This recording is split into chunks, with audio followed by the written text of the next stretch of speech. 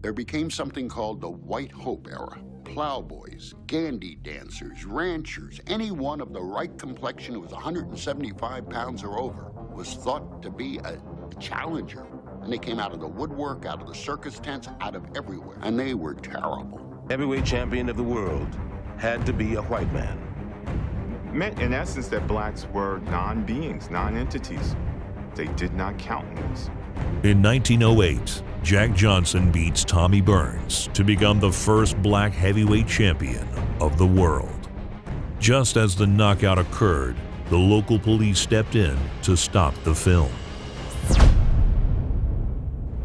When Jack Johnson won his fights, riots erupted. Homes were burned. People were hurt and lives were lost. The film of the KO was banned across America. Jack Johnson was a man a century ahead of his time. He was rocking a gold grill before Lil Jon, married 3 white women, in a time when 1,000 black men a year lost their lives for the color of their skin. He held the heavyweight championship for 7 years. As the white establishment tried to find any big man with a punch to unseat him, Jack talked and taunted, verbally sparred with fans who constantly used racial slurs and profound threats. But Jack just smiled while handily beating every white contender. This was the era of great white hopes. The racial marketing sold tickets, generated profits. Where there is profit to be made, well, somebody was going to make it. 66 years later, the same racial fires were stoked once again to sell fights. When Larry Holmes met Jerry Cooney in 1980, this unfortunate cycle of history had come to repeat itself.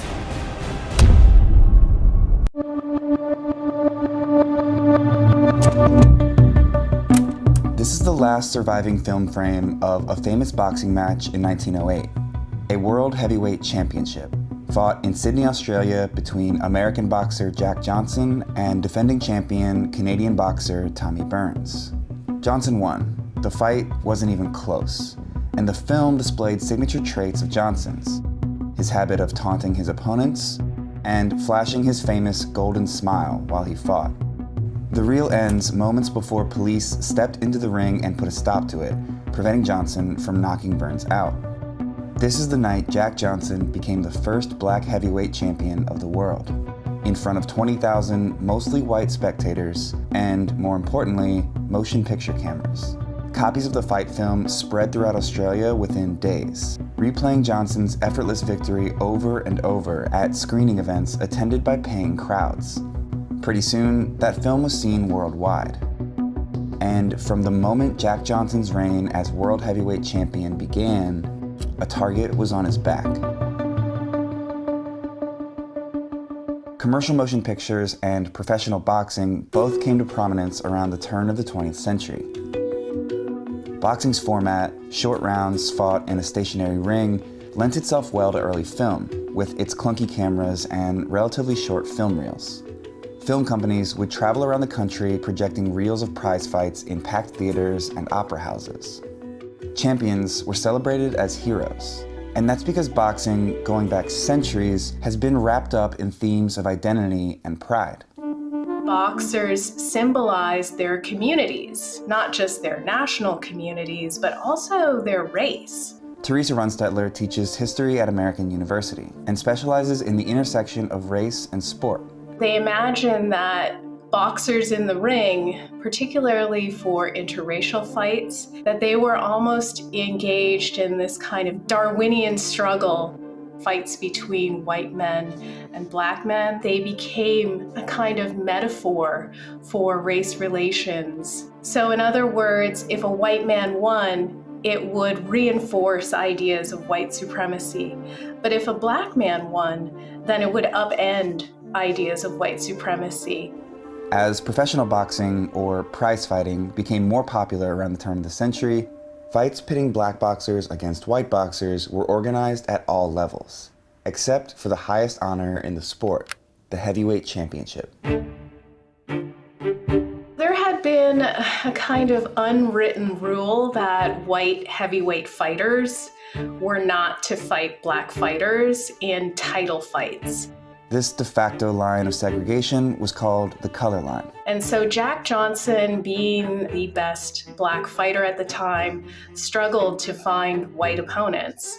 Johnson, who by 1908 had already defended his separate title of World Colored Heavyweight Champion 17 times, was repeatedly denied a shot at the most prestigious title in the world, until defending champion Tommy Burns accepted his challenge in 1908.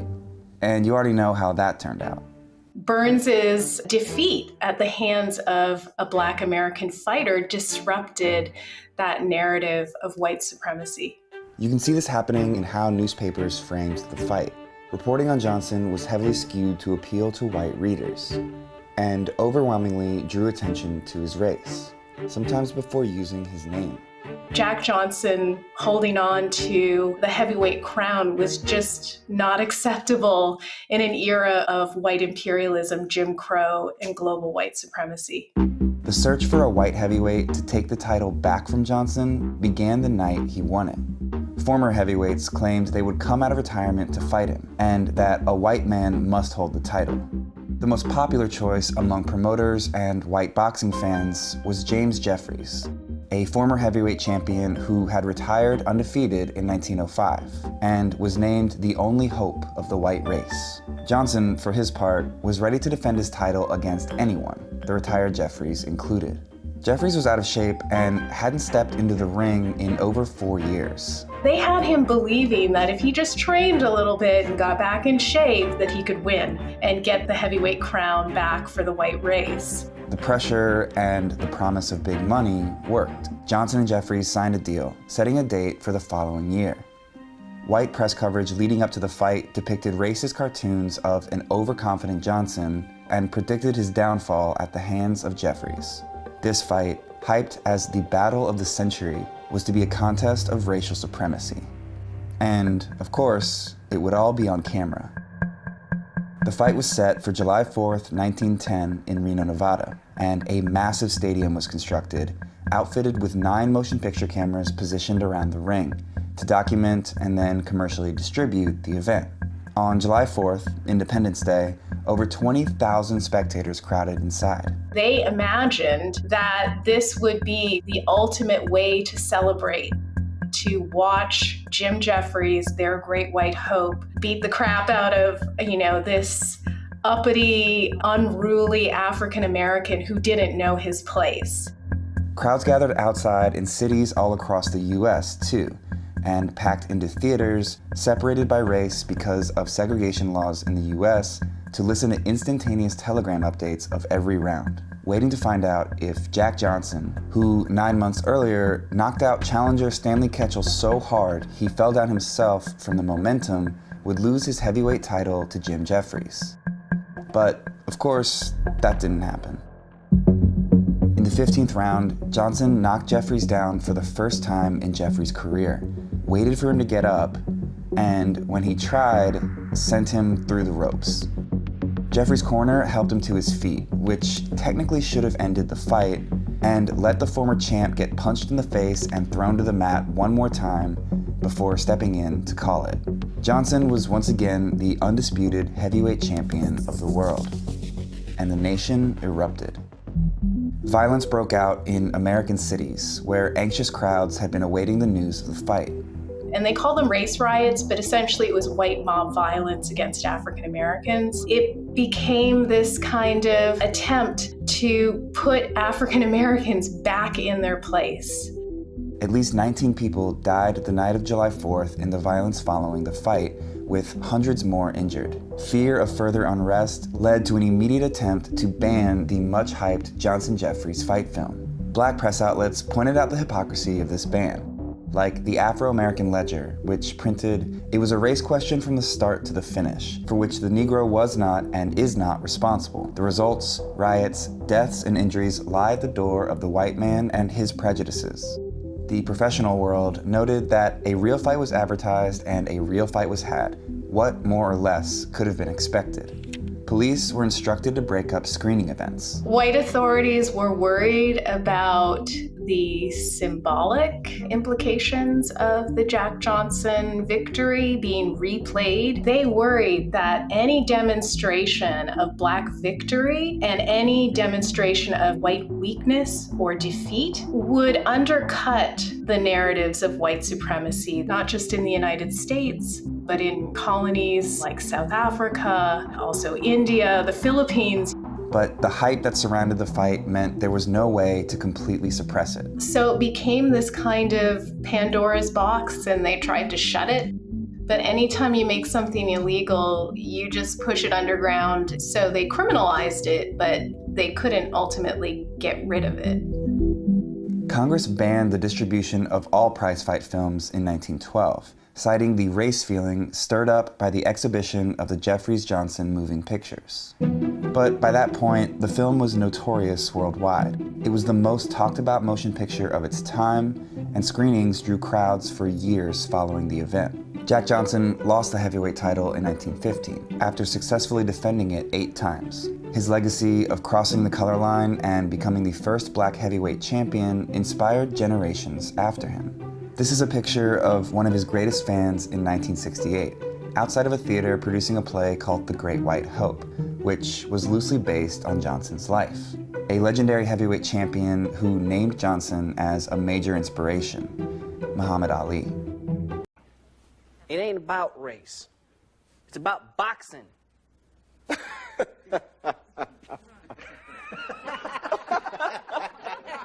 down. I just stood up. Sit down.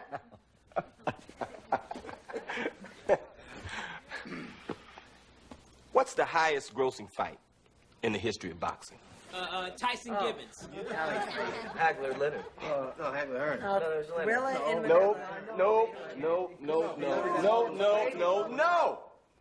The highest grossing fight in the history of boxing is Cooney versus Holmes.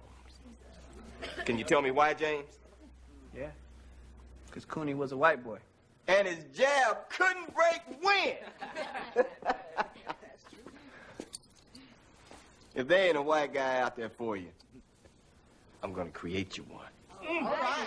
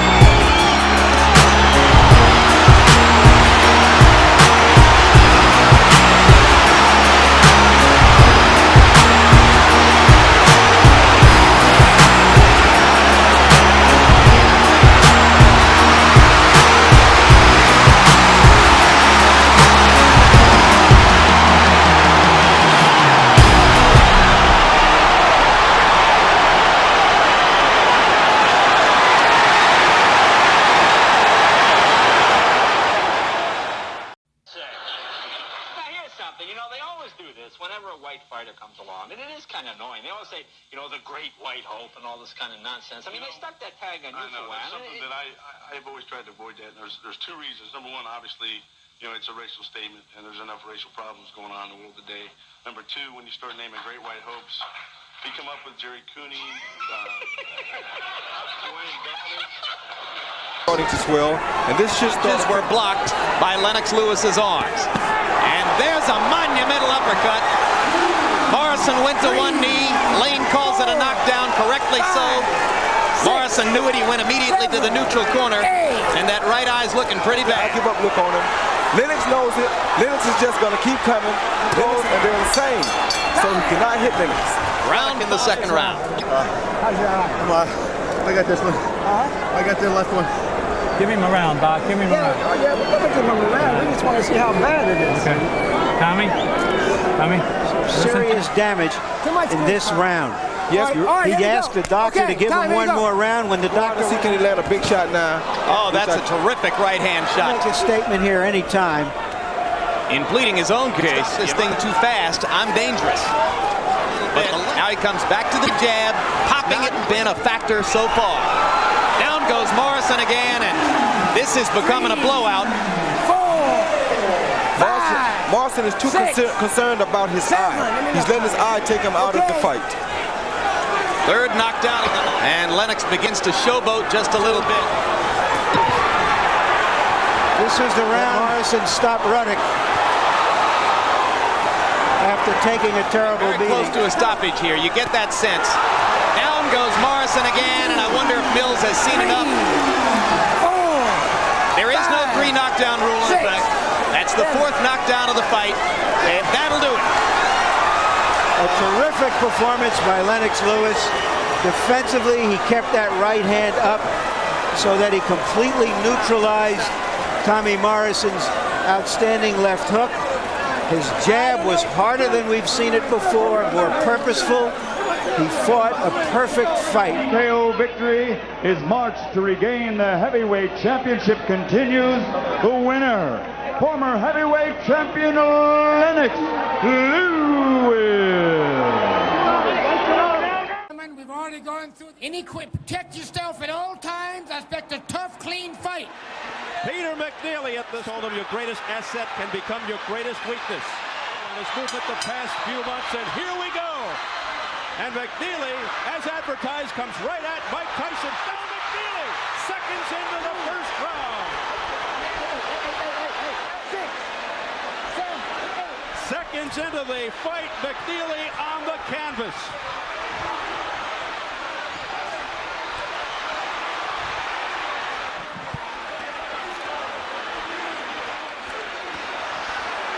With McNeely on the inside.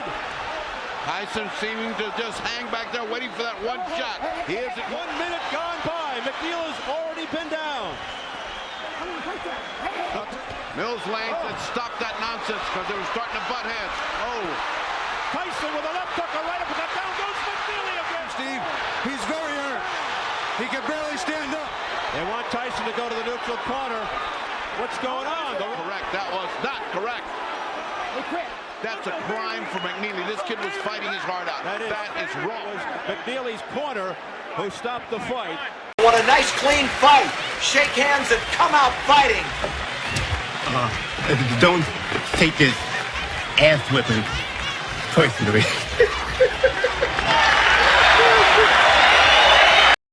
People in the stands. I mean, that's just like what's entertainment for me now, you know. I like that Jimmy the Greek moment that happens in sports, you know.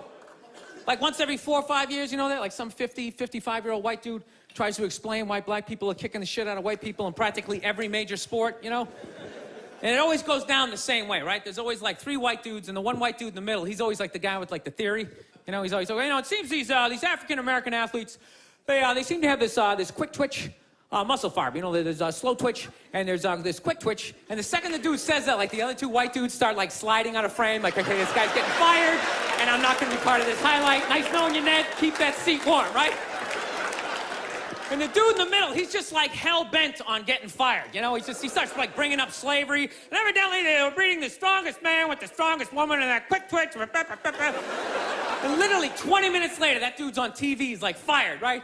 He's crying, his family's standing there. He's got like a box of shit from his desk with like an Emmy sticking out. He's like, I don't know what I said. I was just talking about the quick twitch and the slow twitch. And I wasn't just trying to make a point.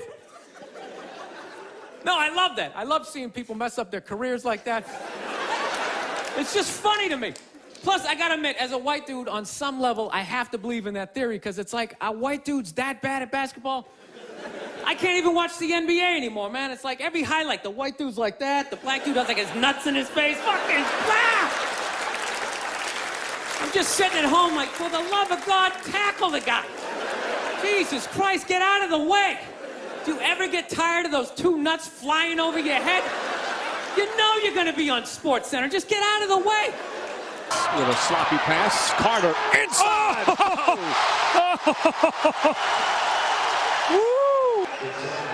Just look at this spectacular takeoff. He jumped over his head.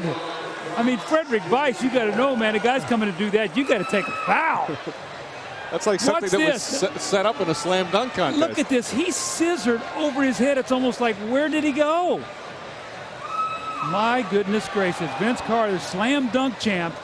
And more importantly that, a guy who now is becoming a great all-round player. The great steal. Wow.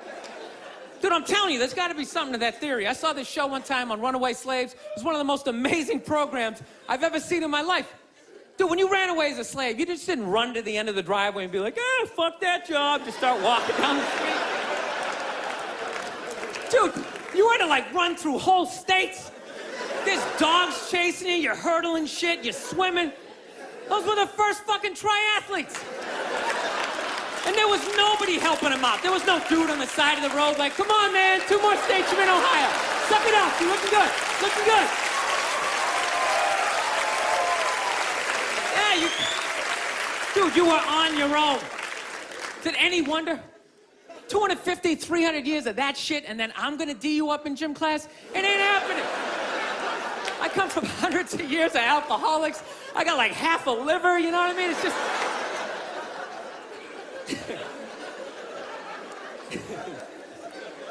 You know what's funny to me about that stuff? You can't even, like, you know, I obviously know that theory's crazy, but it's just like, you can't even bring up how well black people are doing in sports. Everybody gets all weird about it, which I don't understand, because it's like a compliment, you know?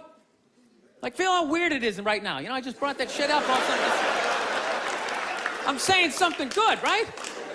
I saw a coach get in trouble for that shit. Like, his team was like 0-6 or something. They just couldn't win, and every week the press was just getting on him more and more and more, right? And the dude, he was just like flustered, and he had like a moment of honesty. They were like, why can't you guys win a game? He's like, oh, you know, I don't know, the offense isn't getting it done, you know, defense, you know, they're too slow, and it just run up. Tell me, we gotta get some more black guys in this team, because I'm telling you, it's just not. And immediately, everybody's like, what? Everyone started freaking out, like they had no idea what this dude was talking about. It's like, are you watching SportsCenter? Or do you see the Olympics? Like, I love the 100-meter dash, right? There's always like 9 black dudes and that one token white guy in like lane 8. And I'm just sitting there going, come on, man, one time. Just one time, just win the bronze, just do what you gotta do. And the white dude always stays with him till like the first turn, then he like fucking blows out his hammy. Those other 8 black dudes are like... Fair start. Flojo is out. Duneva goes with her. It is Flojo and Duneva. Here comes Emma. Here comes Flojo. Lucy runs away with it by 6 meters. 10:54. Where's that white dude the next Olympics? He's like up in the broadcast booth. His career's over. He's like a commentator. Yeah, it's gonna be a great race. Still can't feel my fucking toes, but I'm telling you. No, I don't get it. It's like a compliment. We're saying you're fast. That's a good thing, right?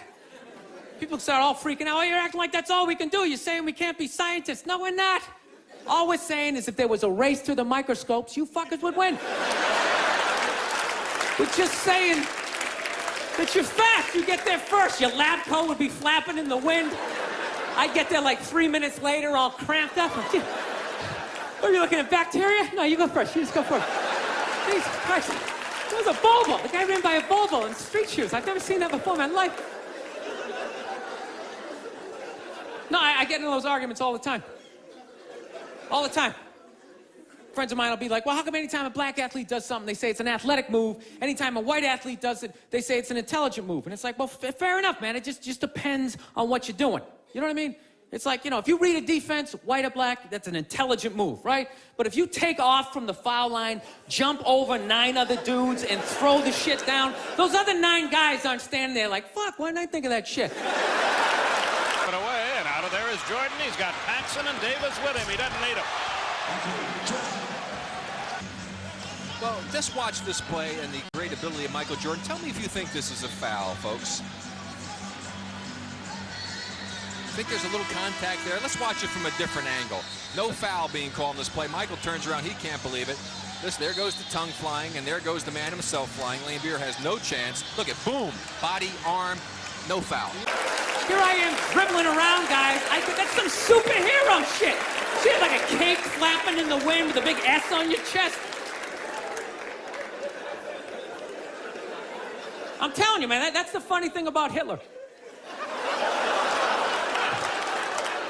Just let me finish. Let me work my way through this idea. No, that's my favorite sports clip is that Jesse Owens shit. I just love it because their whole angle was fucked up. He made Hitler leave in like the third quarter, right? After the fanfares of the Olympic opening comes the most amazing performance by America's black streak Jesse Owens in the 100 meters. The world's most superb runner makes the others look as if they're walking, as he wins the final and equals the world's record time. This and his later victory in the long jump may well be the athletic performances of the century. And now the final struggle is on in the women's... He's putting down his number one finger, just fucking walking out of the stadium. Jesus Christ. Their whole thing was like, we are going to create a superior race. It's like, dude, I think we accidentally already did that. Now we send a select group of people to the gym every day for a couple hundred years. It's paying dividends. They're fucking dunking on us every day. Dude, how quiet was that limo ride home with Hitler? You know what I'm saying? You know he was talking crazy shit when they were on the way there. They were all amped up. We are going to dominate, Sieg Heil, just going off. That whole ride home, they're just sitting there all quiet. You're sitting next to an even angrier than usual Adolf Hitler, trying to make some sort of small talk, like, hey, it is one nice day, isn't it? You know, nice boot. It is unreal and as well done as anybody, man or woman, has competed in. And here we go, right off the bat, the very first tumbling pass. Triple twisting, double back.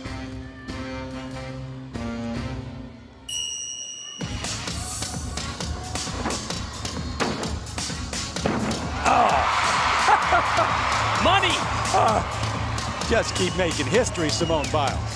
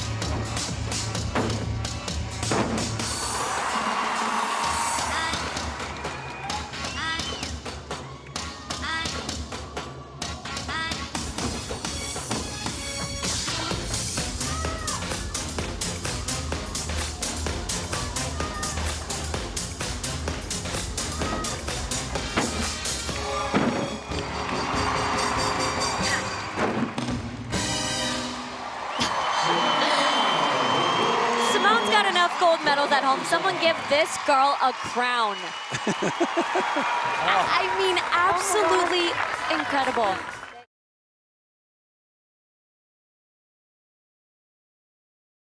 And if you're in Seattle, you can't wait till he leaves. 3rd and 1 from the 2. Here's Bo. And here goes Bo for the touchdown.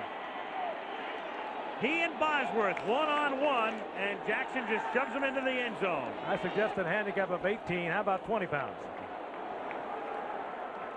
That's the matchup you like to see. If you're Seattle, Bo Jackson with the ball, Brian Bosworth. Here's Bo Jackson. He's going to go here. Here's Brian Bosworth. They're going to meet on the 2-yard line and end up in the end zone. Watch the Boz. He plays it perfectly, flows to the football. Meets Bo Jackson at the 2. Sorry, 220 beats 240 easily.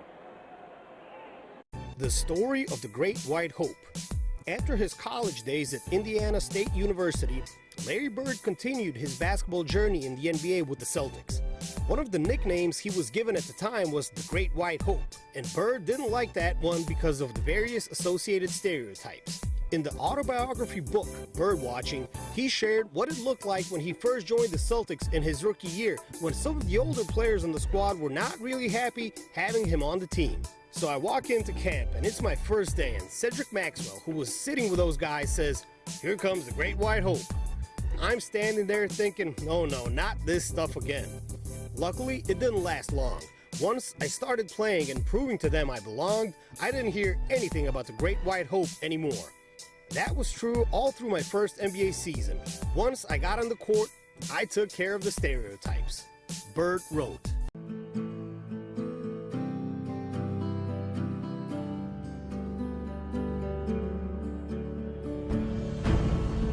Although some Boston fans may have seen him as a white hope, Bird played above race. He was a cold-blooded killer.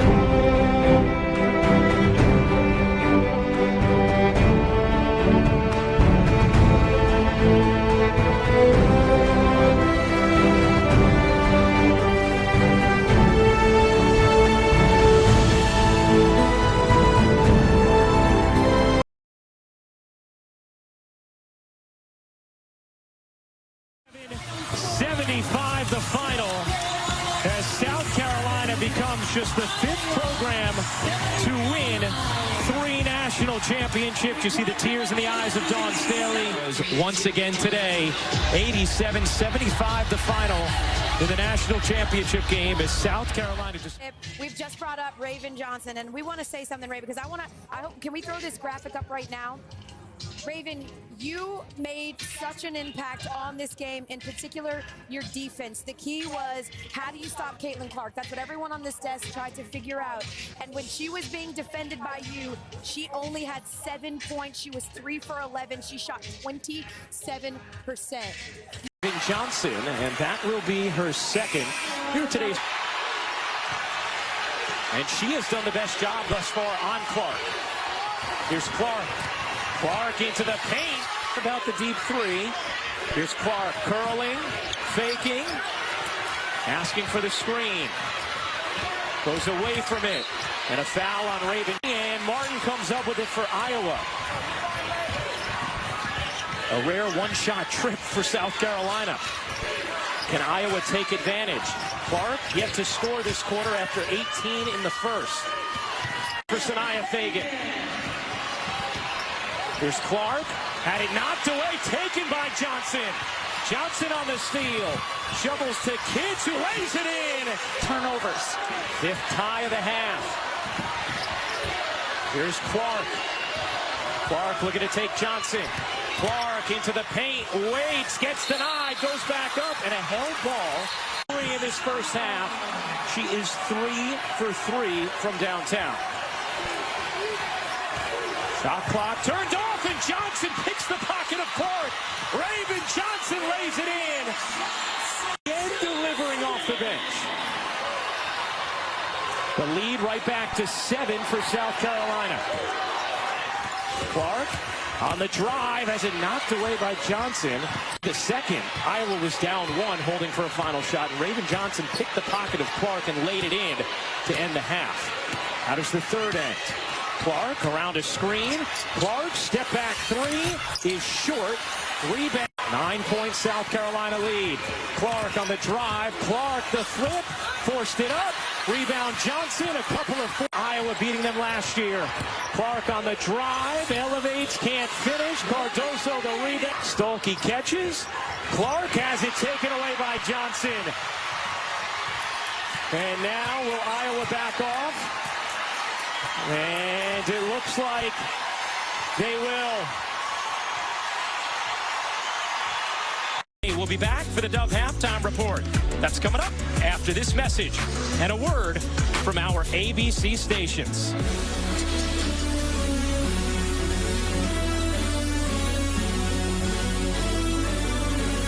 And when she was being defended by you, she only had 7 points. She was 3 for 11. She shot 27%.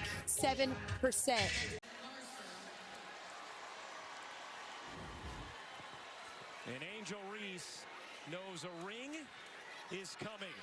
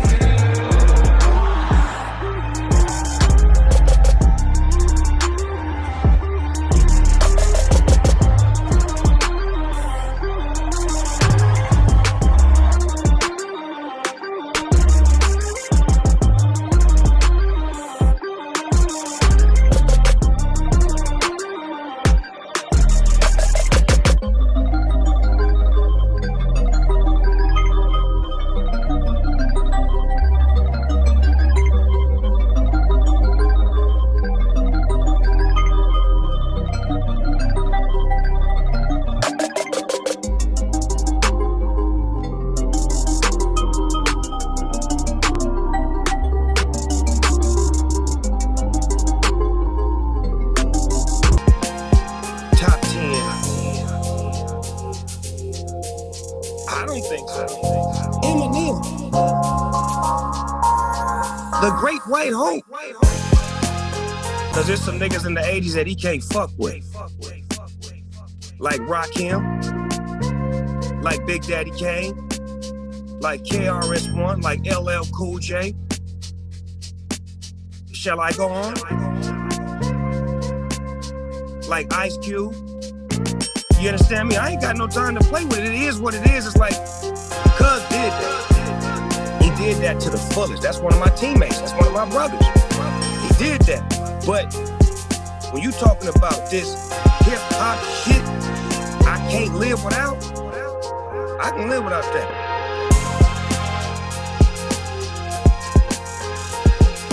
Eminem. The Great White Hope.